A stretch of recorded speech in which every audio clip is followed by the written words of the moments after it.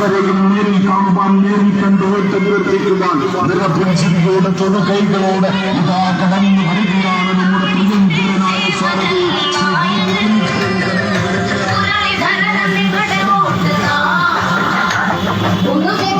ആറ്റിങ്ങൽ മണ്ഡലത്തിൽ മുരളീധരൻ എത്തിക്കൊണ്ടിരിക്കുന്നുണ്ട്. വലിയ കുന്നിലാണ് എത്തിക്കൊണ്ടിരിക്കുന്നത്. ഏറ്റവും പ്രധാനപ്പെട്ട വാർത്തയാണ് എൻ്റെ വാർത്ത നൽകുന്നു.